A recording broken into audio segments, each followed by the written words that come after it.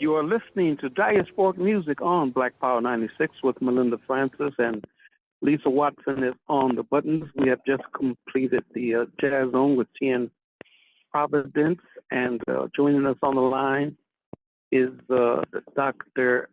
Gerald Horne, and Dr. Gerald Horne is his latest volume is The Capital of Slavery, Washington, D.C., 1800 to 1885. And I'm very excited to hear. Well, first, I want to hear about your speech in Vancouver, but that's not the first item. The first item is we definitely want to get your analysis of what's taking place in Gaza. Well, what's taking place is starvation.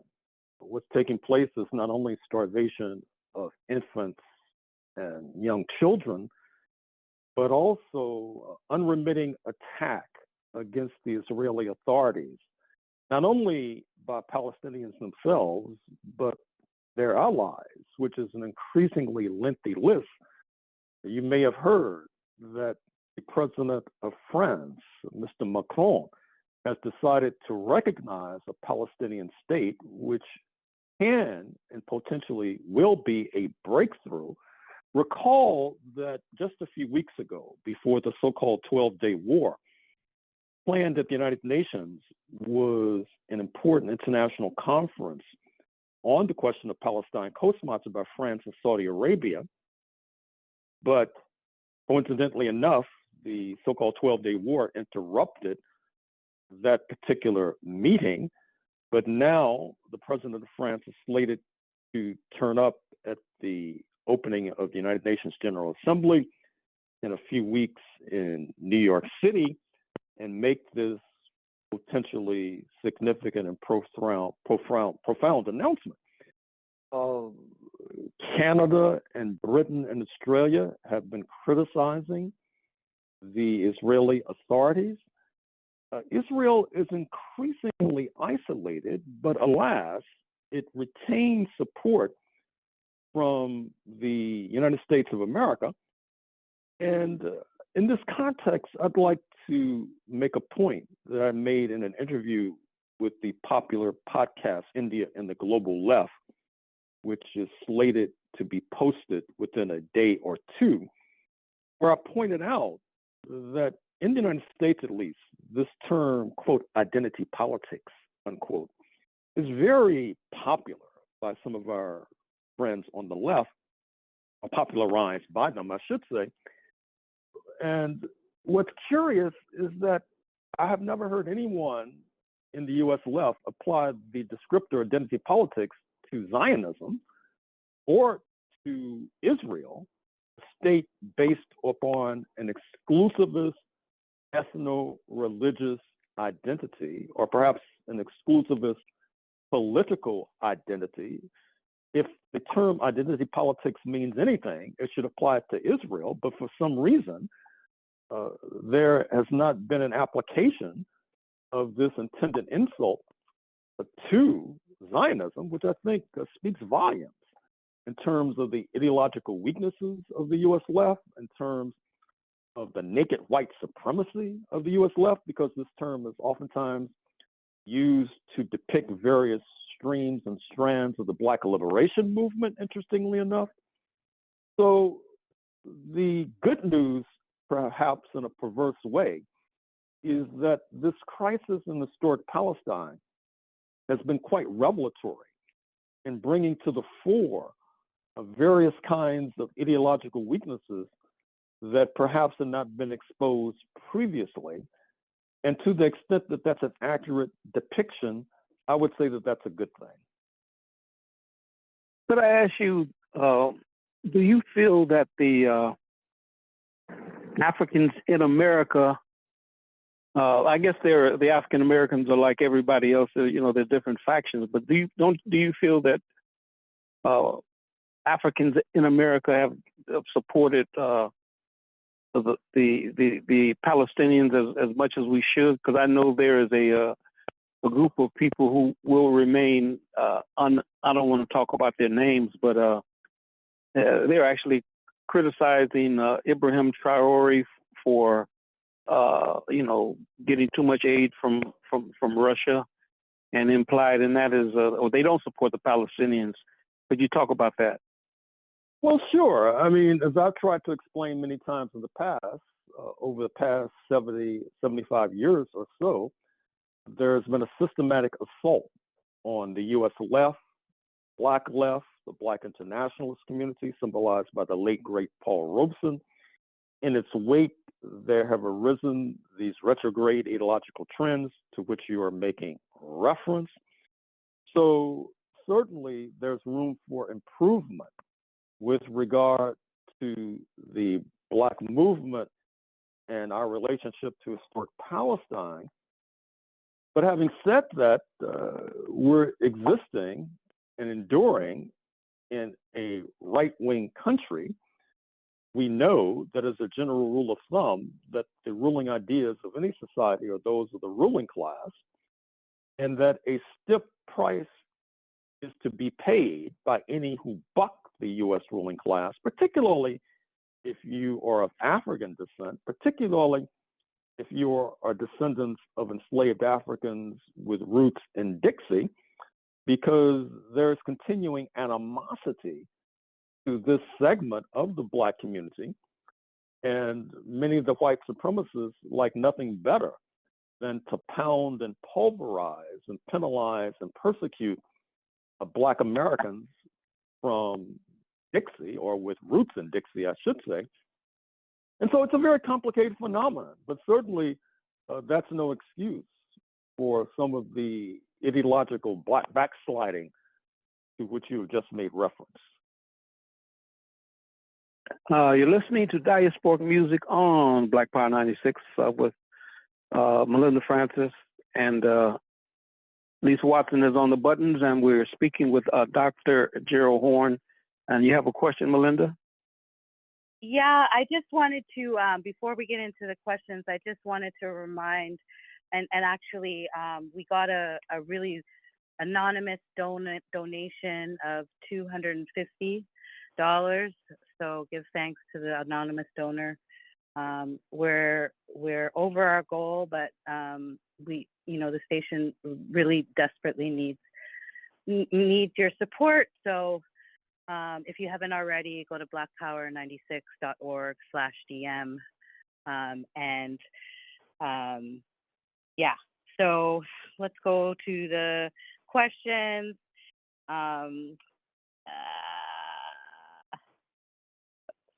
Sorry. Could you talk about the trip to Vancouver, Gerald? Oh yeah, sure. Yeah. So I'm in Vancouver, British Columbia, as we speak.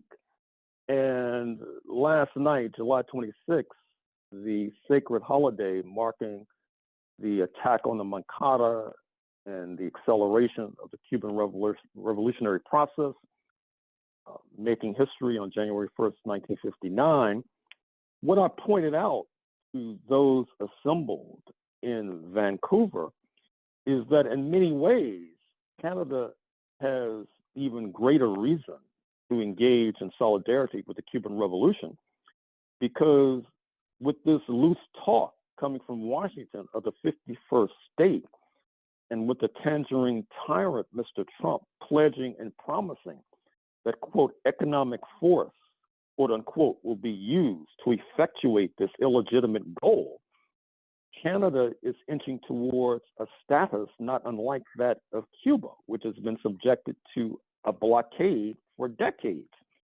You can translate blockade into economic force and vice versa.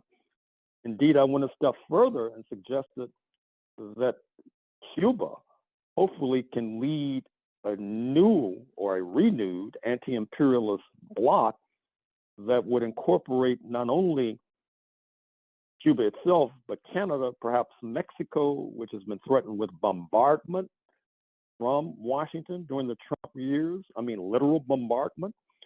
Not to mention Brazil, which is in the midst of a tariff war with Mr. Trump, because Mr. Trump feels that the regime of Lula da Silva has been unkind to the predecessor regime of Bolsonaro, a close comrade of Mr. Trump. Mr. Bolsonaro attempted to effectuate a coup, which would have involved kidnappings and political assassinations, and therefore is being faced with potential prison time as a result.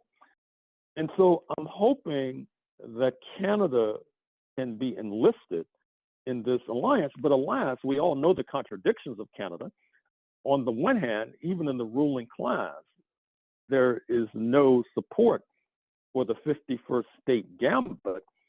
But as a junior imperialist power, Canada, like any imperialist power, is ultimately dependent upon U.S. imperialism to sustain its ambitions. I mean, look at what's going on in Mali, for example, where Canadian mining interests have come under assault.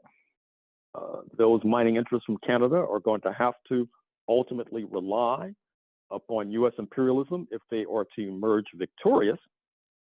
But what I pointed out to our Canadian friends and comrades last night is that in the first few decades of the 19th century, U.S. imperialism, U.S. expansionism, I should say, was determined to annex what is now British Columbia.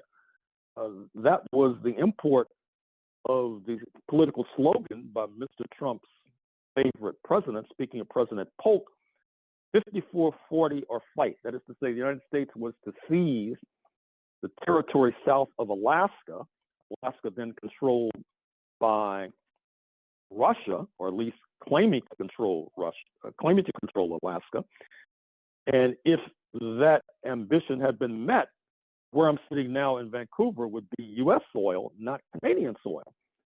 This led to friction, almost amounting to war, between London and the colony of British Columbia.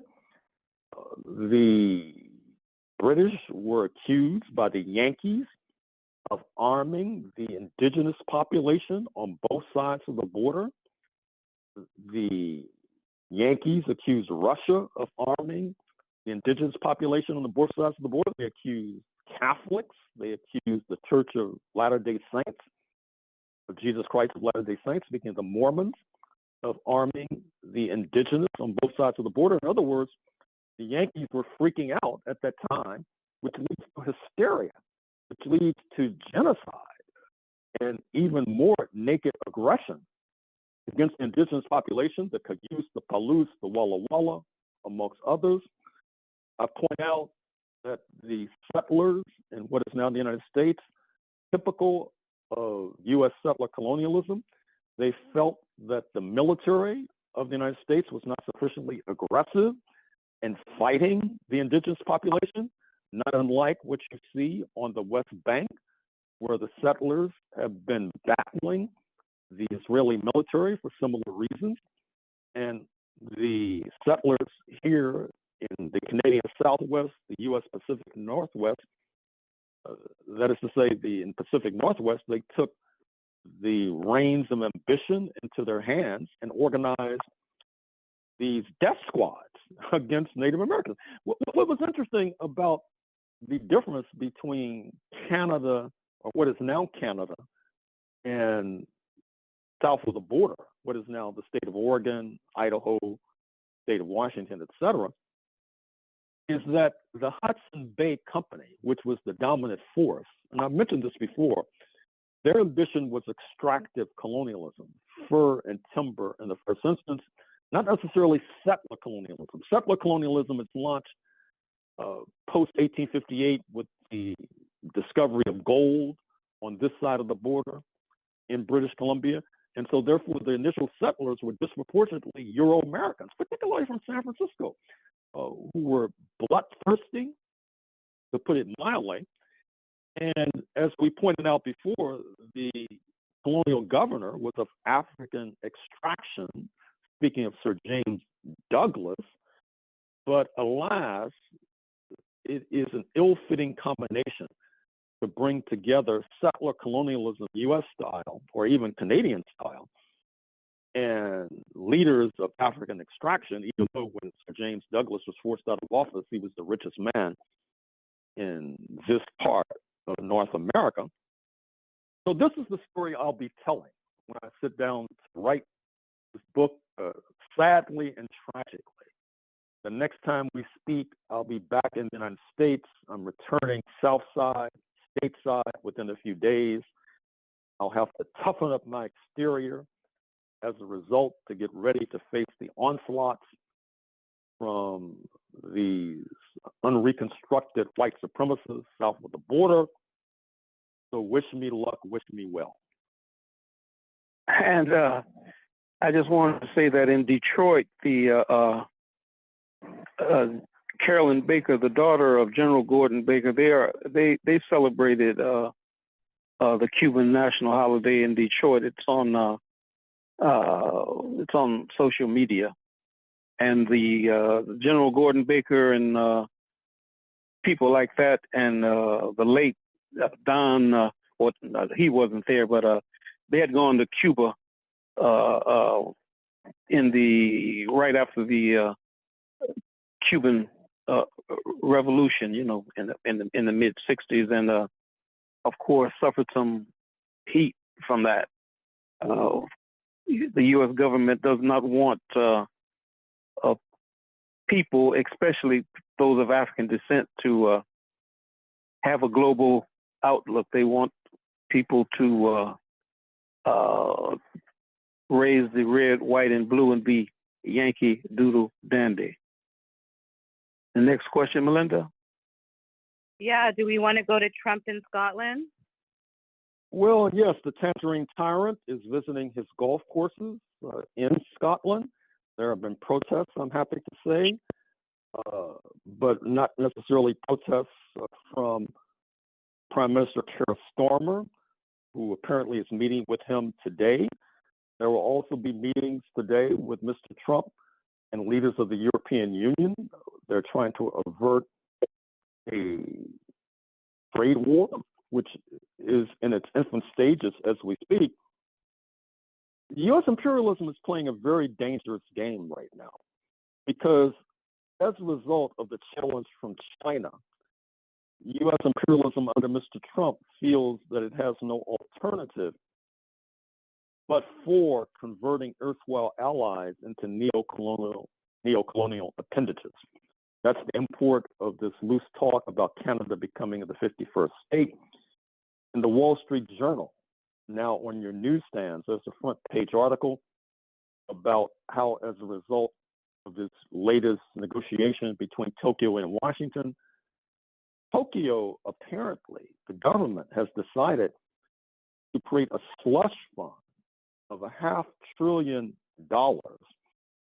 whereby U.S. imperialism, according to the Wall Street Journal, will get 90% of the profits from investments of the slush fund into U.S. enterprises. Now, I find that hard to believe.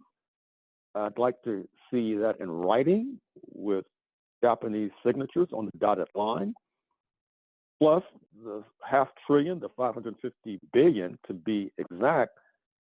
Over what time period does that extend? Is that over the next year, over the next decade, over the next millennium, for example? So whatever the precise details, what it bespeaks, once again, is the pressure that U.S. imperialism is placing on erstwhile allies. And as a result, I would hope that it opens the door, for example, for the Ottawa regime to embark on a new diplomatic course involving tighter relations with Cuba, Mexico, and Brazil. It's difficult for me to see how Japan can be enlisted in the anti-China brigade when it's under such pressure from Mr. Trump, up to and including creating this slush fund, $500 billion or more, which Mr. Trump will have a say over. And recall that this comes in the wake of the negotiations between Nippon Steel of Japan and its attempt to buy U.S. steel interests, which was blocked for the longest by both Biden and Trump. Apparently, it was negotiated to a kind of agreement between Tokyo and Washington.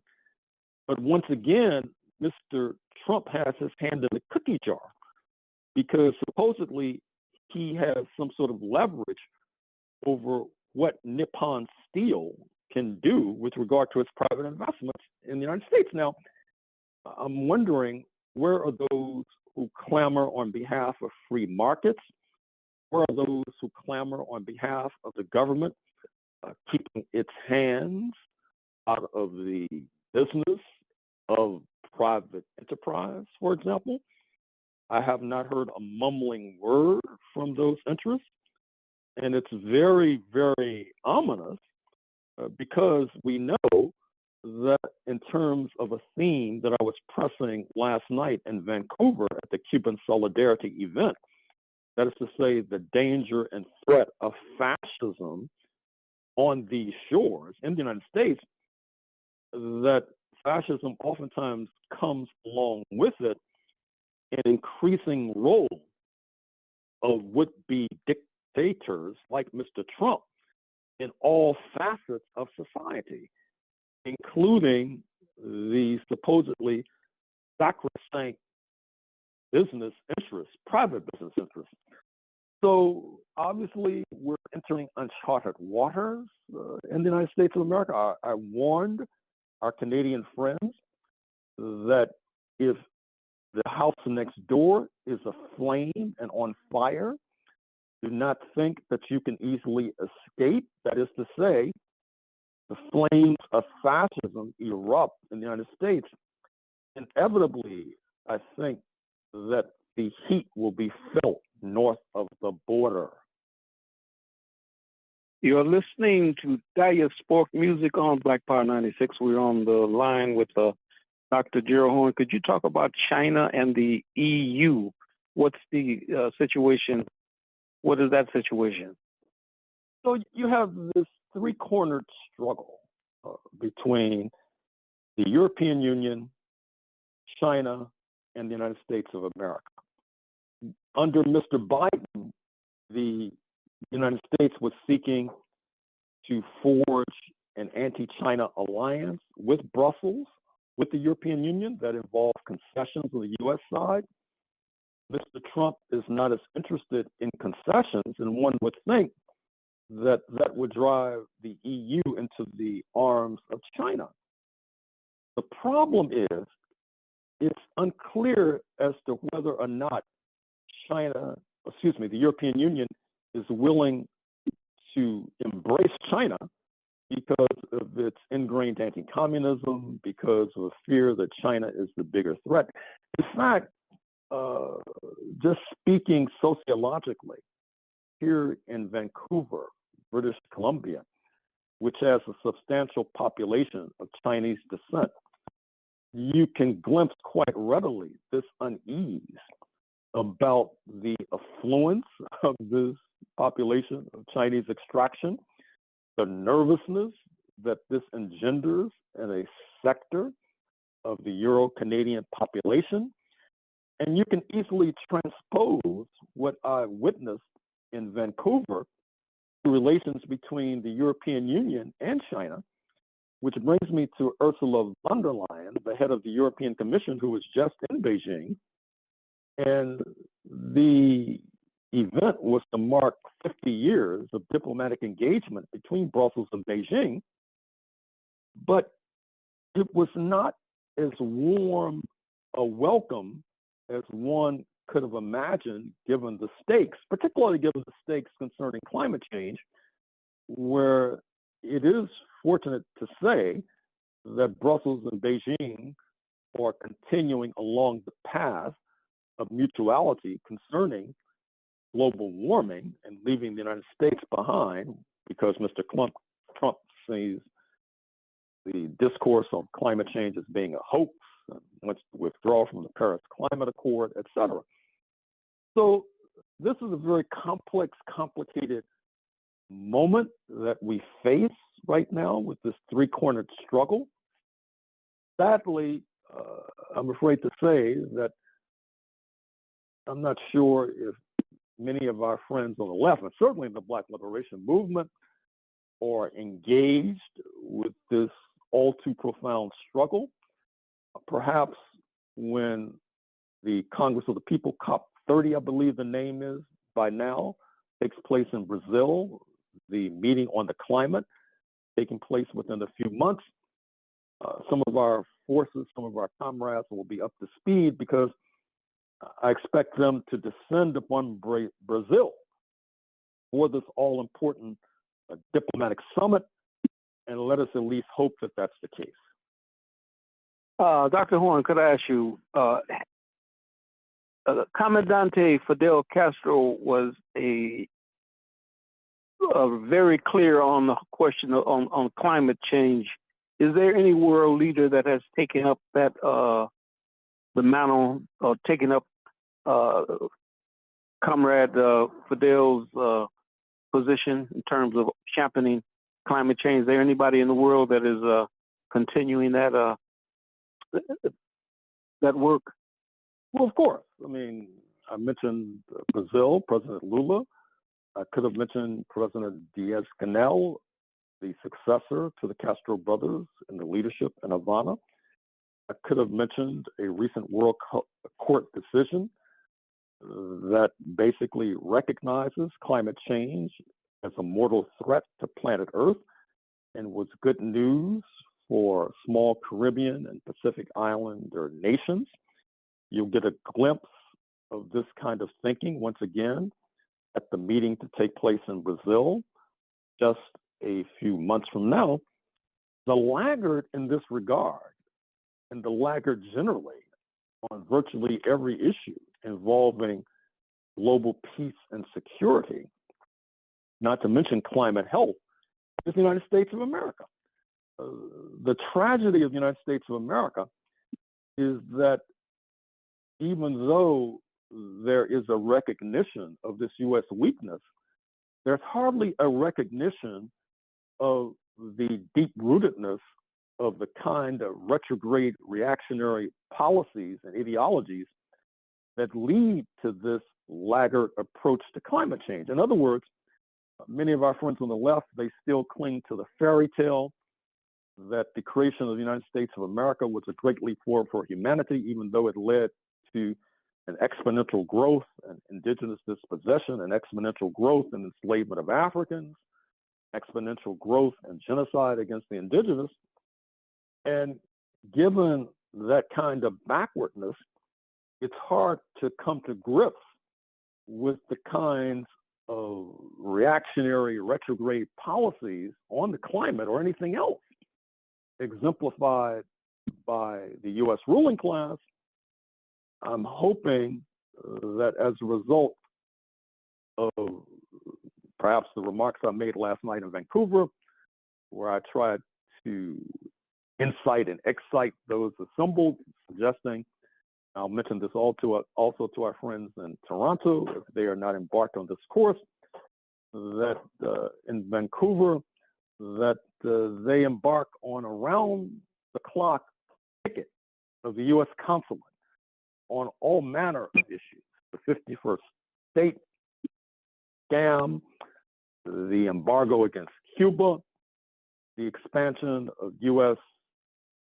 detention and deportation facilities, which inevitably will ensnare many Canadians and already has ensnared many Canadians, because we recognize that during the bad old days of slavery, difficult for us to imagine we could have escaped that hellhole.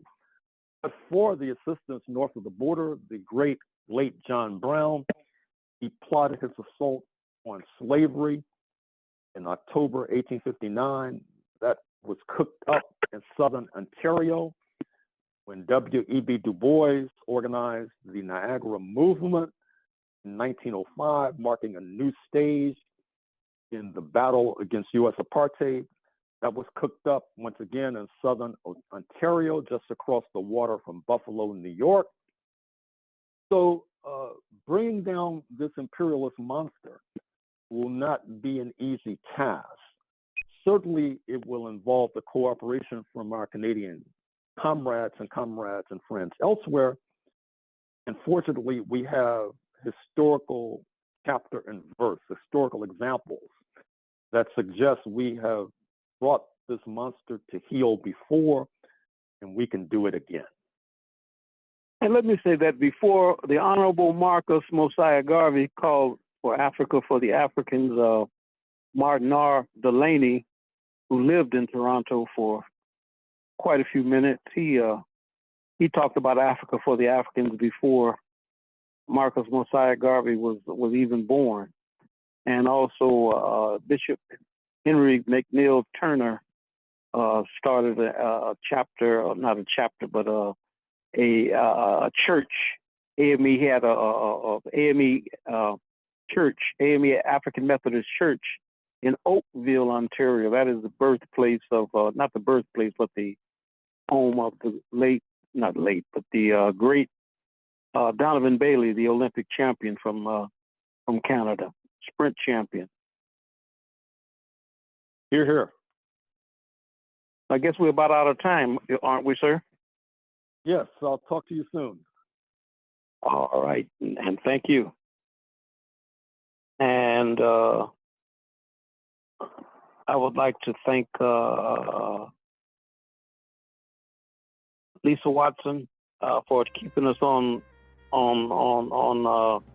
track today, and Melinda Francis. We're raising funds, and we need to take these last couple of minutes and try to raise a couple of dollars for Black Power 96 and Diasporic Music.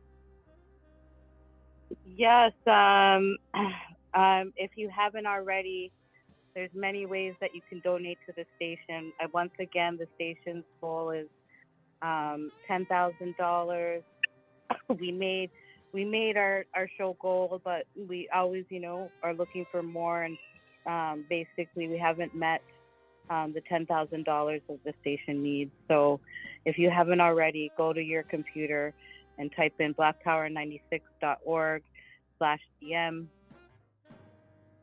If you're on the Cash App, it's Black Power 96. And if you're analog and you want to call in your pledge, you can.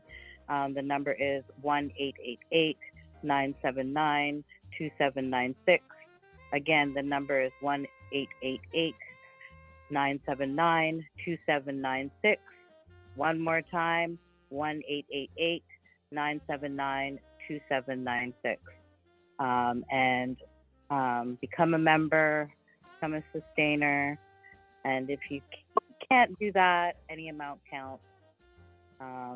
So donate now. And with that, I think we would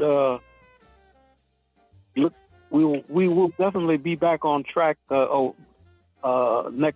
next week, and we will be in Black August. We'll be commemorating Black August, and we will be Black August is Haitian Revolution began was in August, and many other historical events, revolutionary events concerning African people all around the earth took place in August. So check us out for our Black August programming. And we will see you only to let you know in the whirlwind. Those of us who are revolutionary, Pan-Africanists, is not because we love revolution. It is historically determined, and we have no alternative but to follow history and to use history for the benefit of our people.